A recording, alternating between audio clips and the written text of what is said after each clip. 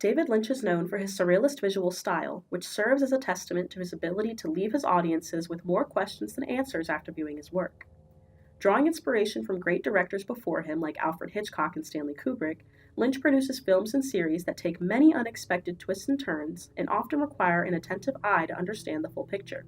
What many audiences don't recognize, however, is that David Lynch attempts to help us more than hinder us in our viewing experiences. He does this by leaving what he deems golden eggs, pieces of information sprinkled in the stories he tells through symbols, objects, names, places, and, most importantly, colors.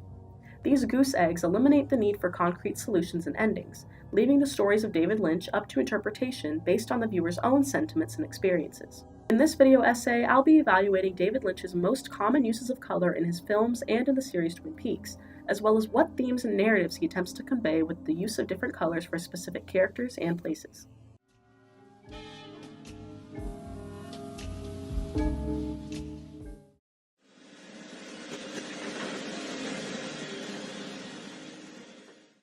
Black has long been known as a color associated with evil entities in film, and Lynch makes full use of this narrative in his work. In the series Twin Peaks, Lynch names the main physical source of the show's evil forces the Black Lodge, a space that seems to become even more diabolical in the show's revival season, Twin Peaks: The Return.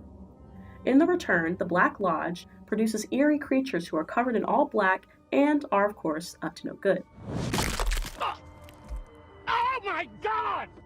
Black is also the color of choice for the attire of Mr. C, Cooper's evil doppelganger, throughout the series. Despite its obvious themes of darkness and evil, it wouldn't be very Lynchian to simply use the color black solely in this traditional way. As seen in his film Blue Velvet and in the underlying theme of evil overpowering good in Twin Peaks, Lynch uses black to solidify power structures between characters and themes. In Blue Velvet, Frank Booth is the overarching bad guy. He physically, emotionally, and sexually abuses the helpless and desperately troubled Dorothy. He's uncontrollably violent, and he's a criminal with no bounds because of the seemingly endless power he exudes over others. Seriously, this guy's the worst, which is exactly why Lynch decided to keep his character clothed in black throughout the duration of the film. By clothing Frank in black, the audience associates this color with not just evil, but with power as well. By doing this, Lynch solidifies the use of black as a telltale sign of what exactly the motives are of the characters we encounter. That's the reason why the Black Lodge's creepy creatures from The Return are portrayed in black and grayscale, to show just how much power their evil holds over not just Twin Peaks, but seemingly the entire world.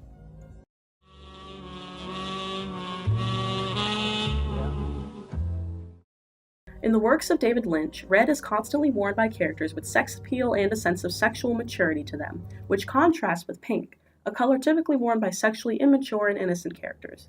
We see this mainly in the film Mulholland Drive. The character Rita, the memory-lacking woman attempting to find her identity with the help of seemingly innocent Betty, consistently wears red throughout the film.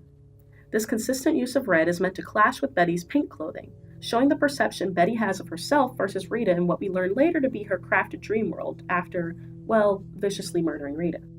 Red isn't just used for sexual connotations in the Lynchian world, however. Red is also used as a gateway to introduce drama and extremity.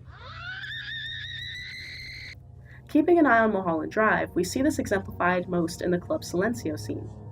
As the magician gives his dramatic monologue and the singer Rebecca Del Rio hauntingly sings Llorando, the Spanish version of Roy Orbison's Crying, a simple red curtain serves as the backdrop for one of the most dramatic and captivating scenes in the entire movie.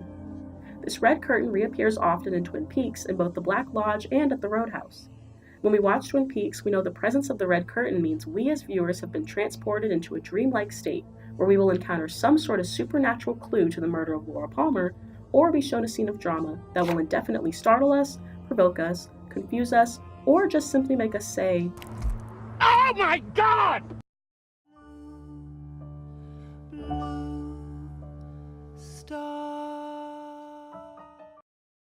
When it comes to David Lynch's filmography, blue can arguably be seen as the color that holds the most value in his plots. This is because blue is used by Lynch to convey duality and transitions, like the duality of dreams versus reality or innocence versus violence. When focusing on the use of blue in the film Mulholland Drive, we see that two vital symbols in the film, the key and the box, share the color blue.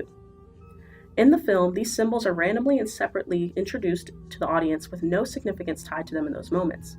However, once we reach the turning point of the film, the combination of the blue key and blue box causes us to enter into a different world, the real world, of Betty, who in this world is really the murderous Diane. The key and box are given the color blue not only to shift us from a dream state to a state of reality, but to show the duality of Betty's innocence versus Diane's darkness. We also see this in the scene with Club Silencio. The club itself is blue, and inside of the club, the audience views a performance focusing on the themes of perception versus reality. No hay banda, and yet we hear a band. The color blue in the Lynchian world can be thought of as a warning sign. When blue is overwhelmingly present, we as audience members can infer that things are about to get pretty crazy.